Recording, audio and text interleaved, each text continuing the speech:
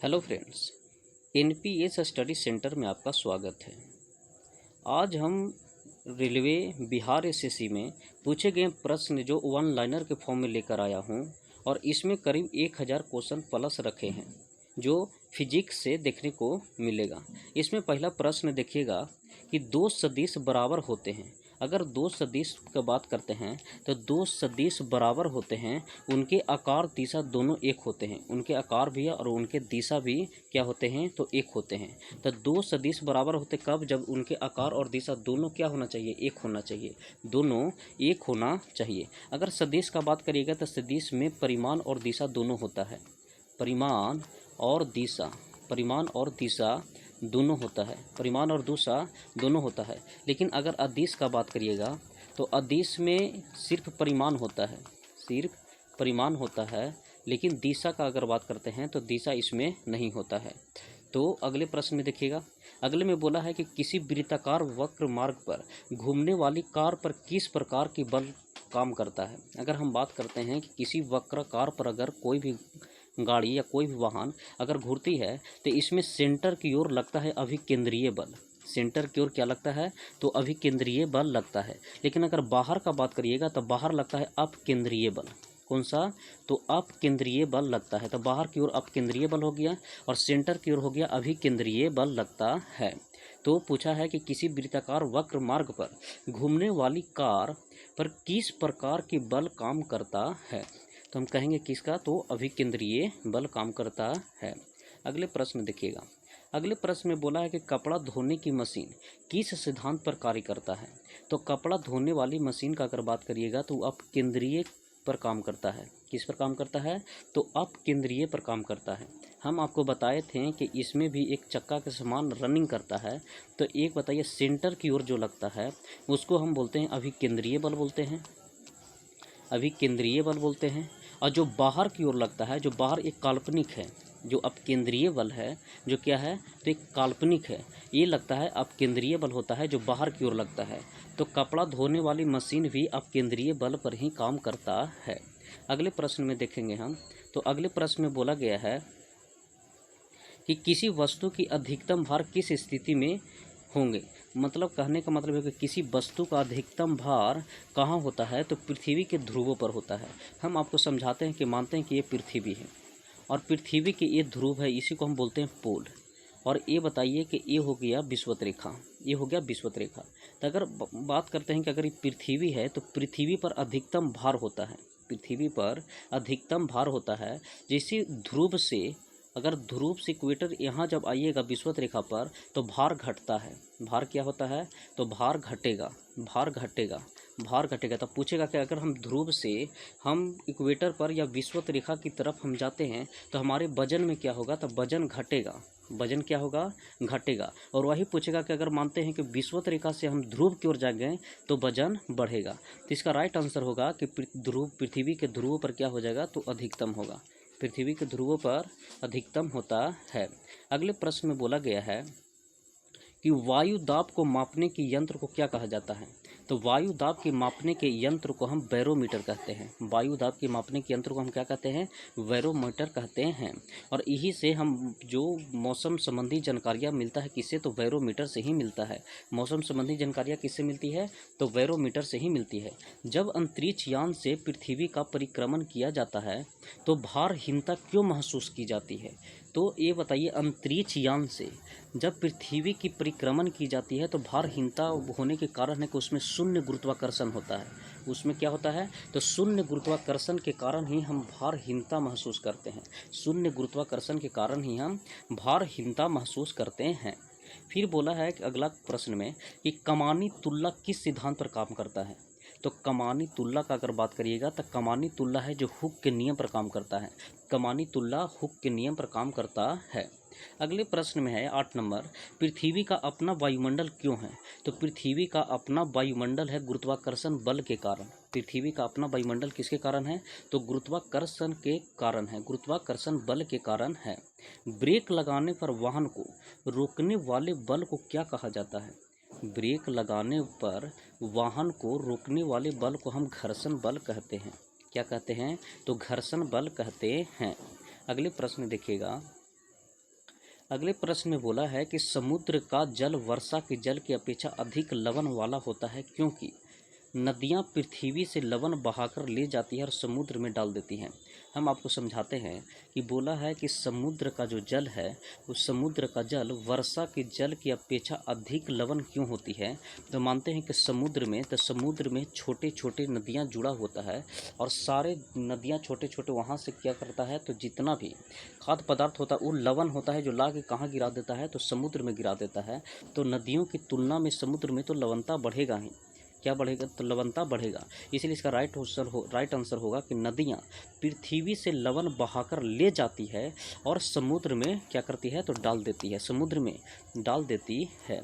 अगले प्रश्न में देखिएगा कि किसी पदार्थ में ताप परिवर्तन के दौरान संभारित ऊष्मा ऊर्जा किस रूप में संग्रहित रहती है। हम आपको बताते हैं कि अगर किसी भी ताप परिवर्तन के दौरान संभारित ऊष्मा ऊर्जा किस रूप में होती है, तो वो होती है गतिज ऊर्जा में। किस में होती है, तो गतिज ऊर्जा में संग्रहित रहती है। गतिज ऊर्जा में संग्रहित रहती है। फोटोन किसकी मूलभूत यूनिट है, तो फोटोन होता है जो किसका होता है, तो प्रकाश का होता है। प्रकाश का जो छोटे छोटे कण है ना, तो उसी छोटे छोटे कण को ही हम क्या कहते हैं, तो फोटोन कहते हैं। क्या कहते हैं, फोटोन। तो फोटोन किसकी मूलभूत इकाई होता है, तो प्रकाश की ही इकाई होता है। कौन, तो फोटोन। अगले में देखिएगा 12 नंबर में दिया गया है प्रश्न। 12 में बताया गया है कि परमाणु बम के विस्फोट में भारी मात्रा में ऊर्जा किसके कारण निकलती है। तो परमाणु बम के विस्फोट में आपको हम बताते हैं कि न्यूट्रॉन का प्रोटॉन में परिवर्तन होता है। न्यूट्रॉन को प्रोटॉन में परिवर्तन के कारण ही भारी मात्रा में ऊर्जा निकलता है। न्यूट्रॉन को किस में कन्वर्ट हो जाता है, तो प्रोटॉन में कन्वर्ट हो जाता है। न्यूट्रॉन प्रोटॉन में कन्वर्ट हो जाता है। किस का अधिकतम द्रव्यमान होता है, तो न्यूट्रॉन का अधिकतम द्रव्यमान होता है। न्यूट्रॉन का अधिकतम द्रव्यमान होता है। अगले प्रश्न देखिएगा, वृत्ताकार पथ के चारों ओर पिंड की गति किसके उदाहरण है। वृत्ताकार पथ के चारों ओर पिंड की गति किसका उदाहरण है, तो समान वेग और परिवर्तित त्वरण का। समान वेग और परिवर्तित त्वरण का। वृत्ताकार पथ के चारों ओर पिंड की गति किसका उदाहरण है, तो समान वेग समान और परिवर्तित त्वरण का। रॉकेट किस सिद्धांत पर कार्य करता है, तो रॉकेट न्यूटन के तृतीय नियम पर काम करता है। रॉकेट जो काम करता है और न्यूटन के तृतीय नियम, मतलब क्रिया के बराबर प्रतिक्रिया होता है। क्रिया के बराबर प्रतिक्रिया होता है, तो न्यूटन के तृतीय नियम पर काम करता है। बादल किस कारण वायुमंडल में तैरता है, तो उसका निम्न घनत्व रहने के कारण। क्या, तो निम्न घनत्व रहने के कारण बादल है जो वायुमंडल में क्या होता है, तो तैरता है, निम्न घनत्व रहने के कारण। गतिपालक चक्र भाप इंजन का महत्वपूर्ण हिस्सा क्यों होता है। गतिपालक चक्र भाप इंजन का महत्वपूर्ण हिस्सा क्यों होता है, तो गति को समान रखने में इंजन की सहायता करता है। गति को समान रखने में इंजन की क्या करता है, तो सहायता करता है। इसलिए गतिपालक चक्र भाप इंजन को महत्वपूर्ण हिस्सा क्यों रखता है, क्योंकि गति के समान रखने में इंजन की सहायता करता है। अगले प्रश्न देखिएगा कि ताजे पानी का हिमांक बिंदु कितना होता है। तो हिमांक बिंदु का अगर बात करेगा तो होता है 0 डिग्री सेल्सियस। कितना होता है, तो 0 डिग्री सेल्सियस। एक वास्तविक गैस किसमें एक आदर्श गैस के रूप में क्रिया कर सकती है। एक वास्तविक गैस किसमें एक आदर्श गैस के रूप में क्रिया कर सकती है, तो निम्न दाब और उच्च ताप पर क्रिया करता है। तो एक वास्तविक गैस किसमें एक आदर्श गैस के रूप में क्रिया कर सकती है, तो निम्न दाब और उच्च ताप पर। सड़क पर चलते समय किसी बैलगाड़ी के पहिए की गति किसके उदाहरण है, तो स्थानांतरित और घूर्णन गति। सड़क पर चलते समय किसी बैलगाड़ी के पहिए की गति किसका उदाहरण है, तो स्थानांतरीय और घूर्णन गति। स्थानांतरीय है और क्या हो गया, तो घूर्णन गति है। फिर देखिएगा, धातु की शुद्धता का निर्धारण किसकी सहायता से किया जाता है। अगर हम बात करते हैं कि धातु की शुद्धता का अगर निर्धारण कर है कि किसके सहायता से होता है, तो ये आर्किमिडीज के सहायता से होता है। और साथ में आर्किमिडीज का सिद्धांत जितना भी तैरने डूबने का होता है वो सब आर्किमिडीज के सिद्धांत पर ही काम करता है, आर्किमिडीज के सिद्धांत पर ही काम करता है।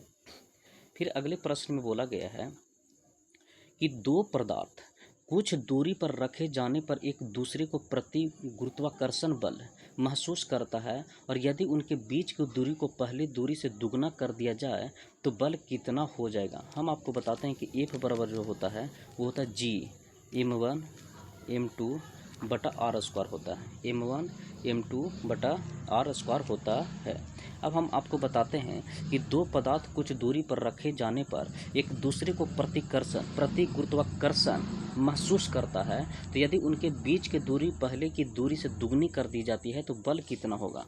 हम आपको बताते हैं कि देखिए वस्तु की जो दूरी होगा तो दुगनी करेगा, तो आपको पता है कि F डायरेक्ट प्रोपोर्शनल होता है m1 और m2 का, ठीक है, और F व्युत्क्रमानुपाती होता है 1/r स्क्वायर का, समझिएगा।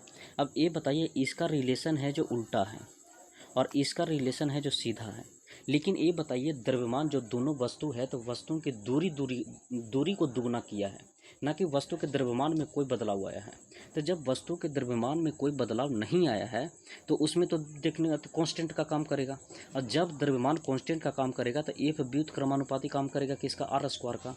तो हम कह सकते हैं कि F होगा जो कितना हो जाएगा, तो 1/4 हो जाएगा, 1/4F हो जाएगा। अगर नहीं समझे हैं तो फिर एक बार हम समझाते हैं आपको, देखिएगा अच्छे से। हम जैसे मानते हैं कि F जो है वो F है m1 गुने m2 m1 गुने m2 बटा r स्क्वायर, ठीक है।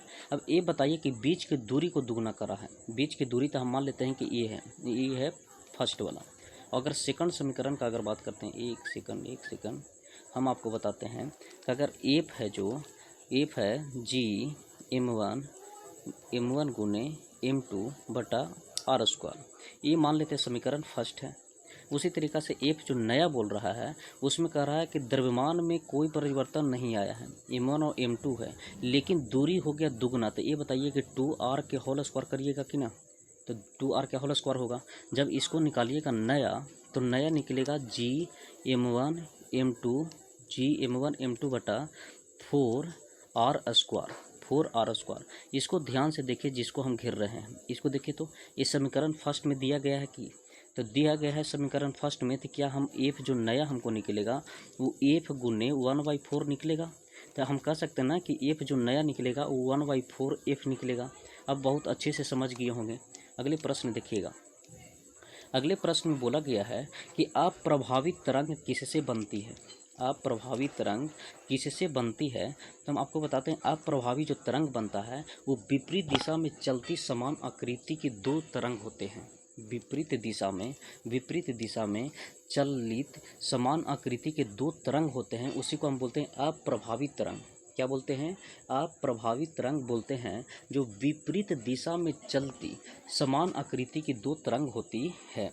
अगले प्रश्न देखिएगा, किसी कण को साम्यावस्था में रखने के लिए बलों की न्यूनतम संख्या कितनी होनी चाहिए। तो बलों की न्यूनतम संख्या होनी चाहिए 2। किसी भी कण को साम्यावस्था में रखने के लिए बलों की न्यूनतम संख्या कितनी होनी चाहिए। तो न्यूनतम संख्या 2 होनी चाहिए। न्यूनतम संख्या कितनी होनी चाहिए, तो 2 होनी चाहिए। अगले प्रश्न देखिएगा। अगले प्रश्न में बोला गया है कि SHM दर्शाने वाली प्रणाली में यह आवश्यक होनी चाहिए। तो प्रत्यास्थता और जड़त्व दोनों होनी चाहिए। SHM दर्शाने वाली प्रणाली में आवश्यक होना चाहिए, तो एक प्रत्यास्थता होना चाहिए और एक जड़त्व होना चाहिए। एक प्रत्यास्थता और एक जड़त्व होना चाहिए। अगर हम जड़त्व का बात करते हैं तो I बराबर पढ़े होंगे mr स्क्वायर।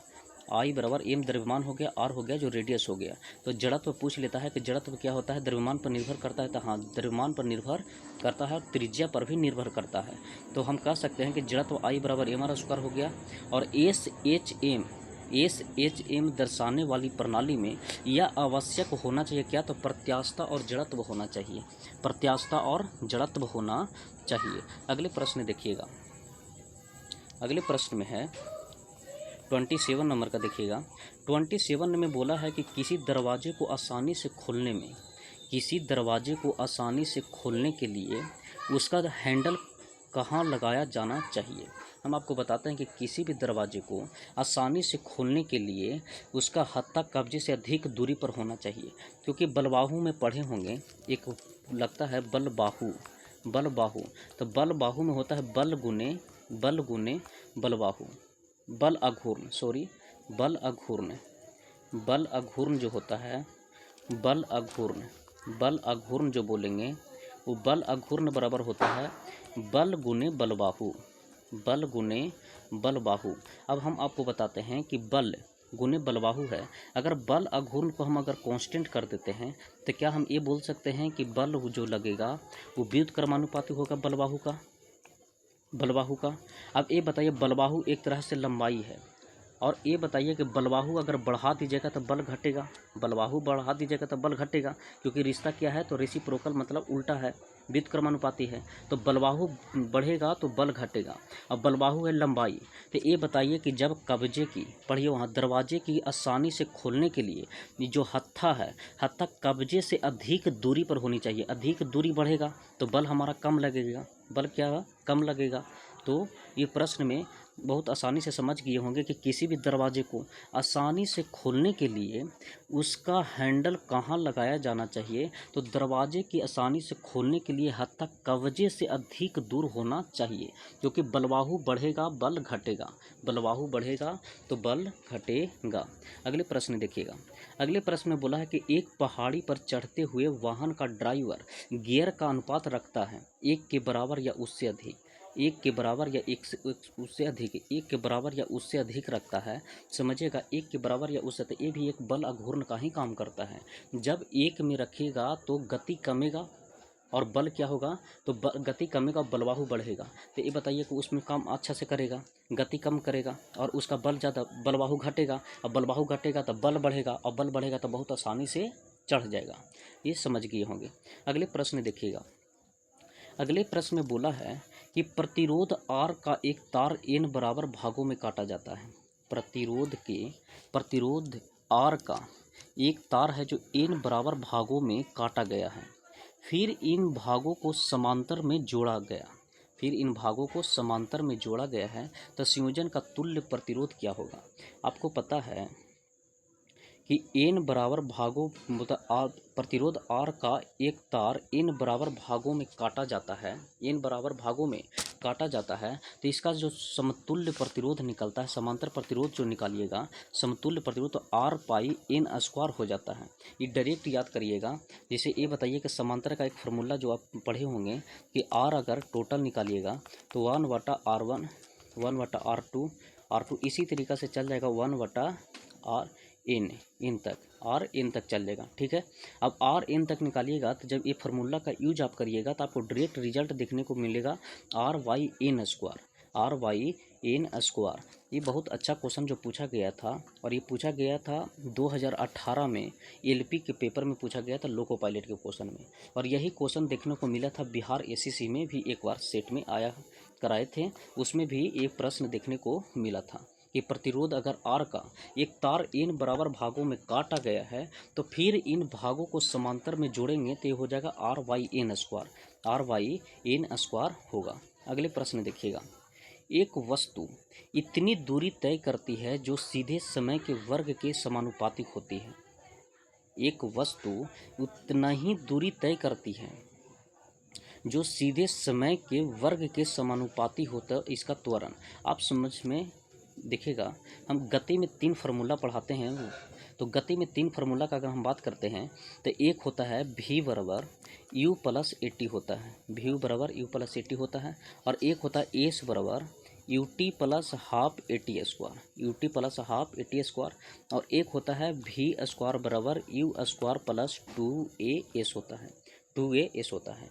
हम आपको बताते हैं कि यहाँ अगर बोला है कि समय के वर्ग के समानुपाती होता है। देखिएगा, समय के वर्ग के समानुपाती किस में बनता है, फर्स्ट में बनता है, सेकंड में बनता है कि थर्ड में बनता है, तो ये बन रहा है सेकंड में। आपको हम बताते हैं कि पूछ लिया जाता है कि गति का प्रथम समीकरण में या गति का प्रथम नियम में बताइए कि क्या क्या मिलता है। तो प्रथम नियम में वेग और क्या मिलता है, तो समय मिलता है, क्योंकि u और a को काट लिया जाता है।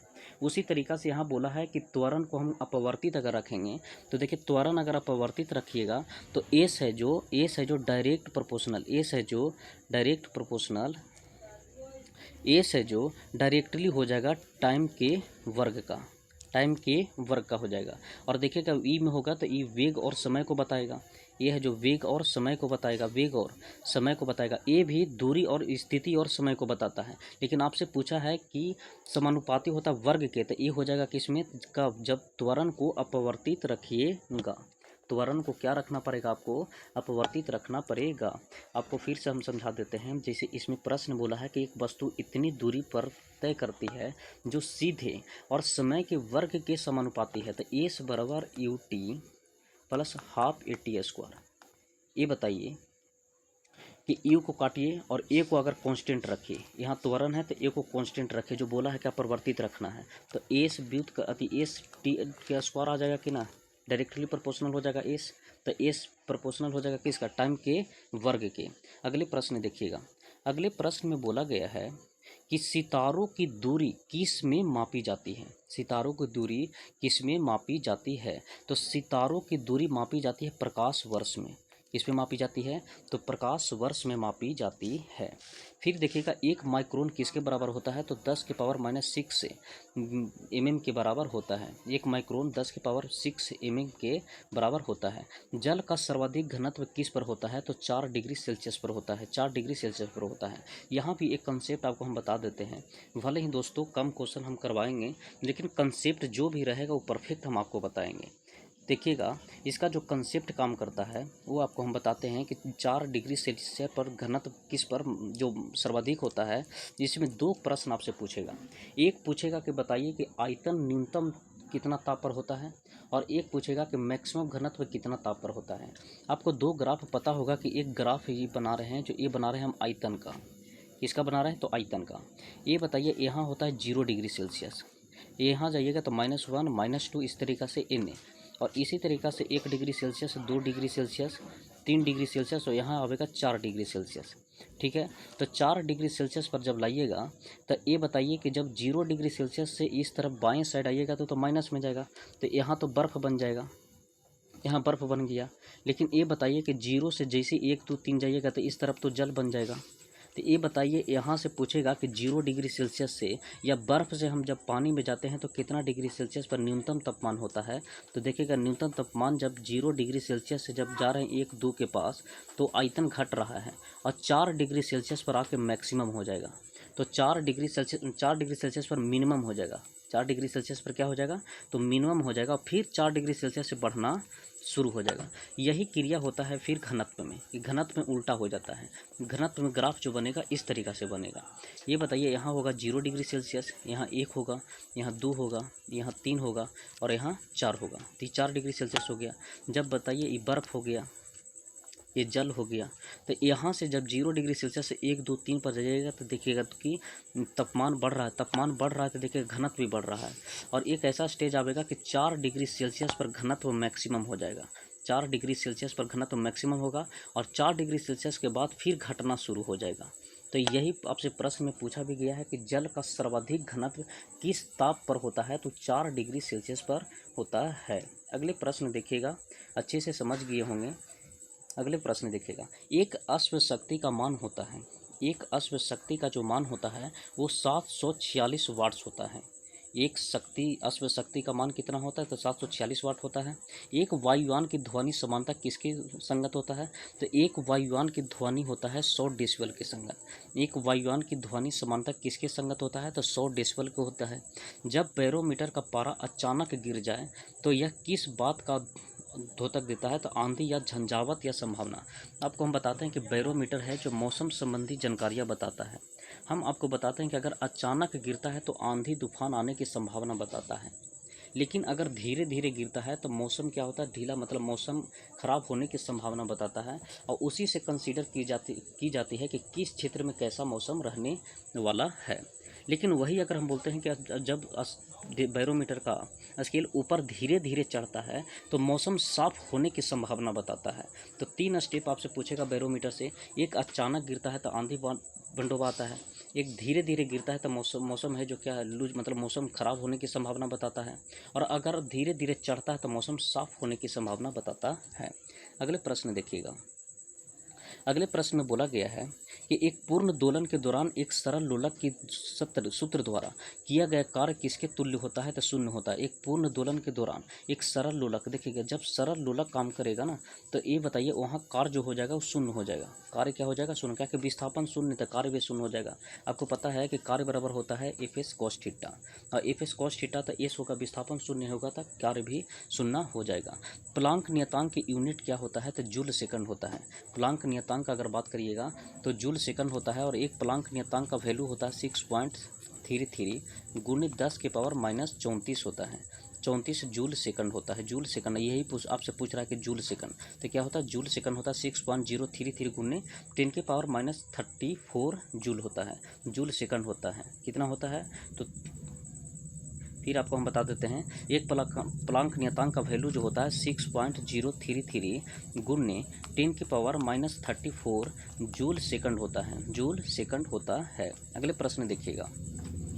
अगले प्रश्न में बोला है कि एक सुई या एक पिन जल के पृष्ठ पर किसके कारण प्लवन करता है?